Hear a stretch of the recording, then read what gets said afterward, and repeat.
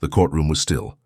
Not silent, still, like a coiled spring before the snap, the flick of a pen, the shifting of a suit, the distant tick-tick-tick of the clock above the judge's bench, all of it layered beneath a hum of tension so thick it might have choked the air itself. In the defendant's seat sat Jacob Miles, 36, once a Special Forces Army Ranger, now a wheelchair-bound war veteran. His hands rested in his lap, fingers still, his jaw tight, face unreadable. His eyes, however, told stories of deserts and death, silence and survival. At his side, Ghost sat unmoving. The dog's frame was lean, powerful, coated in a storm-grey fur with streaks of darker charcoal across his muzzle and back. His ears were up, his eyes locked not on Jacob, not on the judge, but across the courtroom. They were fixed on the witness stand. Prosecutor Landon Wells paced like a wolf in a cage, theatrical, sharp-suited, voice cutting through the still air. Ladies and gentlemen of the jury, this case is not about pity, not about medals or uniformed glory. It's about choices. It's about a man who, driven by unresolved trauma, invaded private property and unleashed a trained military dog on an innocent father, nearly mauling him. He pointed at Ghost. That dog, right there, not a pet, not a helper, a weapon. Ghost didn't move. He didn't need to. His silence was louder than the prosecutor's booming echo. Jacob didn't flinch. He hadn't moved a muscle since the trial started. Not when the media painted him as unstable. Not when the DA called him a silent threat.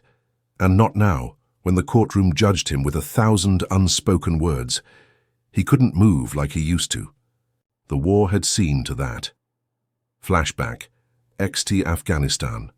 Night, years earlier. A desert storm howled over the hills of Helmand Province. Explosions painted the sky in firelight. Jacob crouched low behind a stone wall. His voice crackled over the radio, firm, clipped. "Ranger 6, we're clearing the west compound. Watch your 6. Beside him, a younger Ghost sprinted through the dust, ears tucked back, eyes scanning, sniffing. The bond between man and dog was tighter than comms. Gear. The IED hit the ground like hell's heartbeat. The shockwave shattered stone, metal, and men. Jacob went flying, so did Ghost. Back to courtroom, David Reyes, the man on the witness stand, was playing the victim well. Nervous stammers wrapped in practiced lines. He just rolled in, no warning. That dog, he came at me like I was a threat. I was in my own yard. I didn't even raise my voice. Ghost's ears flicked, barely, subtle, a whisper of attention. Jacob's hand moved, just slightly. A twitch of his thumb, fingers folding, palm cupped, a signal, their signal. Ghost stood. A collective gasp stirred the room. The bailiff half-stepped forward, uncertain. "Control your animal, Mr. Miles," Judge Merrick said sternly. But Jacob didn't speak. He simply kept his eyes on Ghost. The dog didn't lunge. He didn't growl. He simply walked, calm, silent, toward the witness stand. His nails tapped softly on the polished floor. David shifted in his seat. Ghost stopped a foot away. Then, with surgical precision, he stepped forward, nudged the man's pant leg. Then the inside of his coat. The courtroom froze, and then a soft clatter, a child's necklace, plastic beads on a red string. The charm, a cracked blue heart, smudged with what looked like dried blood. The judge stood slowly, eyes locked on the evidence at Ghost's paws. "What is that?" she asked, her voice sharper than before. I don't know," David stammered. "That's not mine, that wasn't—" Ghost sat beside the object, perfect posture. His gaze turned once to Jacob. The signal was clear. The judge turned. "To the bailiff. Get that tested, immediately. Then to the room. This court will recess for 30 minutes. That animal just changed the trajectory of this trial." In the courthouse holding room. Minutes later, Jacob sat alone, Ghost lying at his feet, head resting on crossed paws. The silence between them wasn't empty. It was full, a language spoken in shared battles, recovery wards, and years of being. Overlooked, Jacob remembered the long hospital nights, the doctors telling him his spinal cord was shattered, the news that Ghost, injured in the same blast, was being retired and sent to a shelter. He fought harder for Ghost's adoption than he had for his own recovery. Ghost wasn't just a dog. He was his brother in arms. In T. Courtroom resumed Ihai. Crowd shuffled back into place. Buzzed whispers circled the room like flies over fire. The judge re-entered with narrowed eyes. Preliminary testing shows traces of dried blood on the necklace. Human. Small amounts. Consistent with a minor child. A sharp murmur rolled through the gallery. Mr. Reyes, the judge continued, you failed to disclose this item. Would you care to explain why it was in your possession? David's eyes flicked between the prosecutor and the object. Then, for the first time, his face cracked, not with anger, but fear. Int.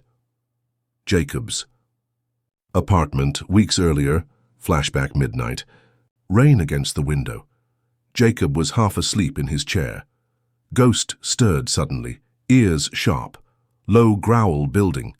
Then the sound, faint, a child crying, muffled, next door. Jacob rolled to the window. He saw a silhouette, a man dragging a child by the arm, forcing him inside. He called 911. Sir, we can't intervene without solid evidence, the dispatcher told him. He stared at the phone, his fists clenched. Ghost whined softly beside him. The next morning, a knock, and there stood a small boy, shivering. Bruises across his arms, a swollen cheek. He didn't speak. He just walked into Jacob's arms. Back to present, in T. Courtroom, Prosecutor Wells. Stood. Your Honor, this is all circumstantial. Sit down, Counselor, Judge Merrick snapped. If this animal hadn't acted, that evidence might have never surfaced. She turned to Jacob. Do you have anything to say in your defense, Mr. Miles? Jacob's throat tightened. His vocal cords, damaged from shrapnel, fought every word. But still he spoke, low, measured. He hurt that child, and no one listened. Silence. Then a sound, from the back. A small voice. He's right. All eyes turned. The little boy stood next to a CPS worker. His lip trembled. That necklace goddamn was mine. He broke it. He said if I told him he'd hurt Mom too. The boy looked to Ghost. He saved me. The room shattered in gasps. Some people cried, others just stared. Ghost didn't move. He simply turned his head, eyes on the boy, tail thumping once against the floor. The courtroom was adjourned for the day, but the tension hadn't left the building. Outside the courthouse, the press buzzed like a swarm. Cameras flashed as Jacob was wheeled down the steps by his attorney, Ghost walking calmly at his side. Reporters shouted his name, begging for statements. Jacob said nothing. Ghost didn't look at anyone. They went home.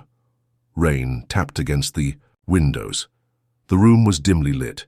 Ghost lay on his mat, eyes open, alert as ever. Jacob sat in silence, the boy's words from earlier still echoing in his mind. He saved me. The boy's name was Noah, and Jacob would never forget the bruises on his arms, the way he clung to Ghost like he was the only safe thing in the world. Jacob had been quiet as he filled out the report. The CPS worker, Marla Grant, mid-40s, efficient but kind, had asked all the right questions. Noah sat nearby, a blanket around his shoulders, a juice box untouched in his hand. He didn't speak, until he saw Ghost. He stood slowly, walked over, and hugged the dog tightly around the neck. Ghost didn't move, didn't flinch. He just pressed his head gently into the child's chest. That's when Marla leaned forward and said, Mr. Miles, I need to be honest. The boy's father, Dean Reyes, is filing charges. He says you kidnapped his son and he's got an attorney. Jacob nodded once. He expected it. Jacob had told the police everything about the surveillance footage, the cry in the dark, the bruises, but there was no footage showing the actual hit, no audio, and Dean Reyes denied everything, said Noah had fallen off his bike, said Jacob was delusional. A damaged vet looking for a cause. It was Ghost's bite that made it messy. Dean Reyes entered the courtroom like a man walking into a parade, smug, buttoned suit, a carefully placed bruise on his bandaged arm. He walked past Jacob with a smirk. Ghost growled. Jacob's fingers twitched into a low signal. Ghost went silent again, ears forward, watching. The judge entered. Everyone rose. The trial resumed. I knocked on Mr. Miles's door because I heard my son was there. He refused to return him. And then, out of nowhere, that dog lunged at Me bit me. I didn't even have time to defend myself. Prosecutor Wells leaned forward. And to your knowledge, Mr. Reyes, did your son express fear of you? Of course not, Dean said with a bitter laugh. He's 6, he doesn't even know what fear is. Ghost shifted, his head tilted slightly. His eyes locked on Dean's hands. Jacob watched Ghost. Something was off. Jacob's quarter pointed. Lawyer Dana Keller was struggling. She hesitated often, flipping papers, unsure how to dismantle the carefully constructed image Dean presented. But Jacob wasn't watching Dana. He was watching Ghost. The dog's nose twitched. His gaze dropped to Dean's pocket. Jacob's fingers moved again. Ghost rose. "Objection!" the prosecutor barked, but the judge raised a hand. "Let him go." Ghost approached Dean slowly. The man shifted uncomfortably. "Call off your dog," he muttered. Ghost stepped closer. He sniffed once, then twice. Then, with one motion, he lifted his head and nudged Dean's suit jacket, pulling free a torn piece of blue fabric from the inner lining. The courtroom gasped. Judge Merrick narrowed her eyes. "Mr. Reyes, explain that." Dean's face paled. Dana stepped forward. "Your Honor, the child identified the necklace as his. It was missing its clasp, torn. That scrap looks like the missing piece," Dean stammered. Tried to speak. Couldn't. Outside the courtroom, Marla stood with Noah watching through the glass doors. Noah had seen the necklace. His tiny hands had curled into fists. "He said if I ever told, I'd never see Mom again," he whispered. Marla knelt beside. "Him. You don't have to be afraid anymore." Noah looked at Ghost through the window. "He's not afraid. I want to be like him." Noah took the stand. The room held its breath. The judge leaned forward. Gentle now. "Noah, can you tell us what happened that night?" The boy looked down, then to Jacob, then to Ghost, who was lying perfectly still. "He was hurting me. All the time, not just that night." The silence cracked like glass. "And the man who's sitting there, he opened the door and let me in. He didn't say anything, just gave me water, and told me Ghost would keep me safe." Noah's voice. "Broke?" "He did." The jury sat frozen. Judge Merrick whispered, "Thank you." Dean Reyes was taken into custody. The evidence had begun to stack. CPS had confirmed bruising patterns. School reports had shown a history of unreported injuries, and the blood on the necklace. It matched Noah. In the matter of Jacob Miles, the court finds the defendant not guilty on all charges. Gasps, applause in pockets, tears in others. Jacob sat still. Ghost looked up at him, tail thumping softly once on the floor. The news had already begun to spread. Videos from the courtroom hit social media. Millions of views, headlines called Ghost a hero, called Jacob a silent guardian. But inside the small apartment, everything was quiet. Jacob reached down and ran a hand over Ghost's back. "We did it, brother." Ghost exhaled softly, resting his head on Jacob's boot. The charges were dropped. The courtroom battle was over, but the war inside Jacob Miles hadn't ended. Rain streaked the windows. Ghost lay near the door, watching Jacob silently as he sat at the edge of his bed, rubbing his hands over his face. It had been 4 days since the trial, 4 days of media vans parked outside, 4 days of unanswered calls from journalists and networks. He didn't want fame, he didn't want applause, he just wanted peace. The town had organized a thank you event. Someone made banners. Kids wore shirts with Ghost's face on them. A local pastor gave a speech. Jacob sat in his wheelchair off to the side, arms crossed, jaw tight. The only reason he came was because Noah had asked him to. The boy ran up to Ghost and wrapped his arms around him. Ghost responded with a soft tail thump and leaned his head into the child's shoulder. "He still sleeps with the necklace," Marla said beside Jacob. Jacob nodded, watching Ghost and the boy. "What happened to the mother?" he asked, his voice hoarse from strain. "Elena? She's in a shelter. Dean had her under his thumb for years. She's trying to rebuild." Jacob didn't speak. But something shifted in his eyes. Jacob rolled through the corridor, Ghost walking beside him. Inside a therapy room, a group of veterans sat in a quiet circle. Some missing limbs, some missing pieces you couldn't see. All of them hollow in different ways. Ghost walked into the center of the room and sat. The room changed. Men who hadn't spoken in weeks suddenly smiled. One of them, a Marine with a prosthetic leg, leaned forward. "That the dog from the trial?" Jacob nodded. "His name's Ghost." The Marine grinned. "He's got that don't mess with me look." The others laughed. Not loudly, but enough. Jacob lay on the ground, blood pooling beneath him. He couldn't move, couldn't scream. The stars above looked cold and distant, and then Ghost appeared, limping, bleeding, but dragging himself toward Jacob. He collapsed beside him, muzzle resting on his chest. The last thing Jacob remembered, before blacking out, was Ghost's heartbeat, steady, close. Jacob sat at his desk with a stack of unopened mail. He picked one envelope. Opened it. A handwritten note fell out. "You didn't just save my son, you reminded me that not all men use their strength to harm. Thank you, Elena." Below it, a check for $1,000. There were more letters, more checks, donations, messages, from veterans, parents, abuse survivors. Jacob looked over at Ghost. "They think we're heroes," he muttered. Ghost blinked slowly, waiting. Jacob stared at the pile. His mind was racing. In T, garage. Days later. Jacob's garage had turned into something else. Folded tables, dog kennels, a small fenced training area, boxes of supplies, medical kits. A banner hung loosely above the back wall, hands and paws. Jacob stood beside Ghost, watching a young vet, Luis, late 20s, PTSD scars visible in every twitch, work with a nervous Belgian Malinois. Jacob made a small hand signal. "Ghost," responded. So did the other dog. Luis smiled for the first time in weeks. "He listens better than I do," Luis said. Jacob gave a half smile. "That's how it starts. In T, TV studio, brief senior."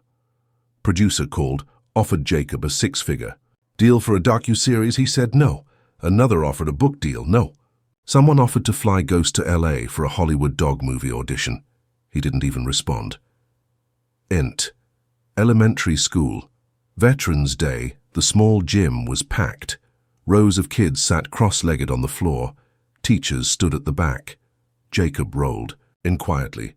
Ghost walked beside him. They were announced as local heroes. The applause made Jacob uncomfortable. He didn't wave. He didn't smile. He waited for silence. Then he spoke. Slow, measured. "I was trained to fight, to defend. But I came home broken, and I stayed broken, until I stopped trying to fight alone." He placed a hand on Ghost's head. "This dog didn't save me with noise. He saved me with silence, with presence, with loyalty." A girl raised her hand in the front row. "Does Ghost understand what justice is?" Jacob looked down at Ghost, then back at her. "No, he doesn't." A pause. "But he understands love. And that's all justice really is." The room went still. Then applause again, but this time softer, warmer, real in tea. Courthouse steps. Same day. Jacob was leaving when a familiar face approached. Elena Reyes, holding Noah's hand. She looked different, stronger, eyes no longer sunken. Still tired but rebuilding, Noah let go of her hand and ran up to Ghost. "I'm training my own dog now," he said proudly. "His name is Scout." Ghost licked his cheek. Elena stepped forward. "I never got to thank you." Jacob shook his head. "You don't have to." She looked him in the eyes. "I'm doing better. Noah, too. Because someone chose to stand in the way, when no one else would." Jacob nodded once. Ghost stood. I just held on. Int. Hands and paws training. Center weeks later. The space was alive now. Volunteers, veterans, service dogs in training. A large board on the wall listed names. Matched units: Luis and Max, Sam and Bolt, Aria and Nova. Each one a survivor paired with a second chance. Ghost lay on a small platform near the center, watching it all. Calm. Still. The Kai. Heart of it.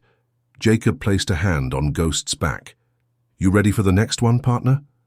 Ghost lifted his head. One slow wag. The sun rose slow and orange over the hills. casting long shadows through the windows of the small center.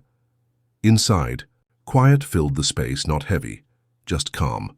Ghost lay by the entrance, ears flicking as volunteers began arriving one by one. Jacob sat nearby at a table, a mug of coffee in one hand, a thick manila folder in the other. Across from him, a younger vet, Corporal Nate Rowan, barely 25, sharp eyes, missing part of his right arm, watched anxiously as Ghost studied him. Jacob closed the folder. His name's Diesel. He's got trauma like you, but he listens.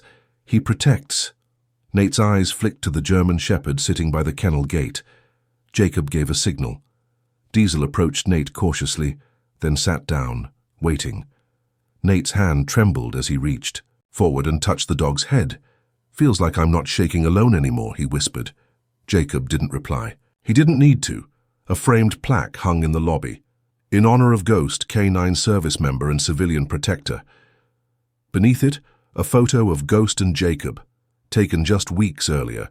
Both of them facing the camera, but it was Ghost who seemed to look right through it, like he saw what was coming. The hall was packed, a memorial fundraiser, a speaker's platform, a projection of the Hands and Paws story playing behind them. Jacob had agreed to speak, reluctantly. When he took the stage, the crowd fell silent. Ghost sat beside him as always. Jacob cleared his throat. "War took my legs. Shrapnel stole my voice. And coming home, that was the hardest battlefield I ever faced," he paused. "But something stayed with me, crawled toward me in the dirt when everyone else was down. His name was Ghost." He looked down at the dog. "He gave me purpose, and we gave it back, together. To children, to veterans, to anyone who needed a quiet kind of justice." The crowd rose in applause. But Jacob just gave one small nod. He rolled off stage, Ghost by his side. It was quiet. Ghost lay beside the bed, eyes half-lidded, breath slow. Jacob placed his coffee down, then crouched beside him, running a hand over his graying fur. Ghost was getting older.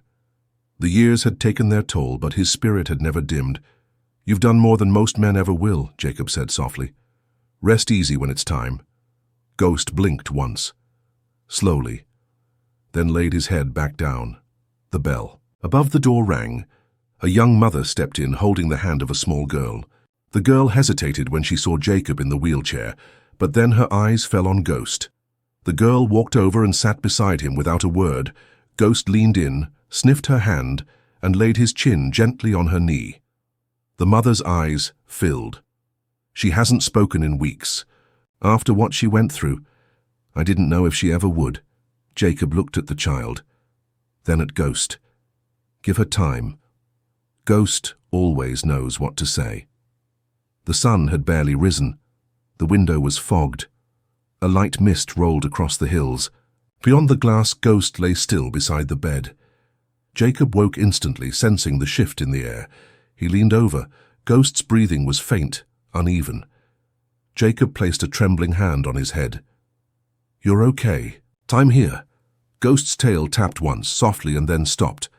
A slow exhale, then silence. Jacob didn't move. He sat there for a long time, his chest tight, eyes burning. A small crowd stood in silence. A folded American flag rested atop a polished wood box. Inside lay Ghost. Beside the casket, a bronze plaque had already been placed in the grass. Ghost, Combat K9, Defender of the Silent, Guardian of the Broken. He never left a man behind. Jacob sat near the front. Noah was beside. Him, older now. Elena behind him. Nate Rowan nearby with Diesel at his feet. The boy, the survivors, the soldiers. All of them were there because of one dog. Jacob returned to the same school where he once told children that Ghost didn't understand justice, but knew love. He rolled onto the stage, and beside him now stood a young dog, smaller. Brown and black fur, eager eyes. The kids looked around. One of them asked, "Where's Ghost?" Jacob took a deep breath. "He's still here," he said softly, "just in a different way." He pointed to his chest. "He's here every time we choose to stand up when no one else will. Every time someone listens instead of speaks. Every time a broken soldier finds something to believe in." The lights were dimmed. The board of matched units had grown. More names, more dogs. More stories. Jacob walked the length of the room slowly, his chair quiet on the floor. He stopped at the far end. Ghost's kennel had been turned into a shrine. Photos. The plastic necklace. The courtroom photo. A collar with his nameplate. Jacob touched. The name tag then leaned forward. Rest easy, brother. Mission complete. Jacob rolled along the hill behind the center, the wind in his face. The new dog, Scout, trotted beside him. No leash, just loyalty. As they reached the top, Jacob stopped. He looked out across the valley. The sky burned gold.